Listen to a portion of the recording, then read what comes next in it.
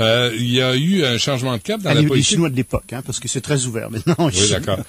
La politique américaine face aux rebelles syriens, de quelle façon? Je pense que ça va changer complètement. D'ailleurs, on a entendu ce matin les dépêches que John Kerry et la politique américaine est prête à soutenir les rebelles au niveau de la nourriture, au niveau des logistiques, au niveau de l'information, etc. Pas des armes, mais ça veut dire que finalement, les Américains, avoir consulté avec leurs alliés européens, particulièrement les Britanniques, ils commencent à changer un peu leur position vis-à-vis les rebelles contre Bachar al-Assad. Il y a l'autre aspect aussi. Il faut voir que les Américains voient que si on les aide pas, ça peut revirer en vinaigre comme on veut un peu en Égypte et en Tunisie. Les islamistes sont bien présents aussi parmi les rebelles. Donc, les Américains veulent avoir un pied à terre, effectivement, pour s'assurer que si jamais ce gouvernement de Bachar al-Assad tombe, ceux qui prennent le pouvoir vont être davantage des laïcs et pas nécessairement des religieux. Mais quand même, c'est quand même un virement important. Et il paraît que c'est John Kerry qui a vraiment convaincu Barack Obama dans une nouvelle approche. Donc, on semble que lui, il fait son branding sur la politique. Un peu plus interventionniste. Tout à fait. Oui. Tout à fait.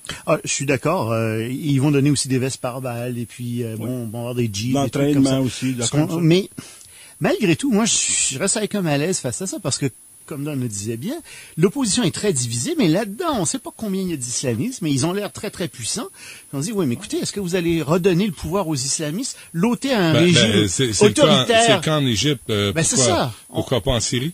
C'est ça. On se trouvait avec un régime autoritaire qui est devenu sanguinaire, mais est-ce qu'on va se retrouver avec un totalitarisme religieux à la place? C'est pas mieux. Ça fait pas l'affaire des démocraties. Ça va faire l'affaire de l'Arabie Saoudite, du Qatar, Il faut dire quand même que le peuple égyptien n'a pas lâché de se battre non plus. Ils sont retournés aux places Tahrir. Les Tunisiens aussi. Ça veut dire que c'est la bataille pour la démocratie dans ces pays-là. Oui, on donne la démocratie. C'est la bataille pour le contrôle des religieux, des grugeux de Balus et des intégristes. C'est des éliminés du pouvoir. C'est pas la démocratie. C'est faux. C'est la lutte pour la démocratie. Je dis pas que la démocratie est là. Oui, mais je dis que c'est une lutte de longue haleine entre ceux qui croient que ça devrait être pas les religieux au pouvoir. Mais là, ils devraient se réveiller parce qu'ils ont tous des mauvaises surprises. Change pas ça du jour au lendemain. Mais regarde, qu'est-ce qui arrive en ce moment en Égypte? T'as le principal parti d'opposition, le Front du Salut National, qui a décidé de boycotter les prochaines élections législatives du 22 avril prochain. Attention, c'est grave. Ils boycottent les élections. Ça augure mal, ça. Des fois, quand les élections sont contrôlées par les frères musulmans, c'est exactement ce qu'ils disent. Effectivement, il faut peut-être les communistes ont fait la même chose en Europe de l'Est, puis ils ont régné pendant des années. C'est des batailles pour la démocratie qui va durer 25-30 ans. On n'a rien vu encore. Mais c'est pas une démocratie là qui s'installe. C'est des batailles, la lutte pour la démocratie, on s'entend. Mais c'est des théocraties qui s'installent.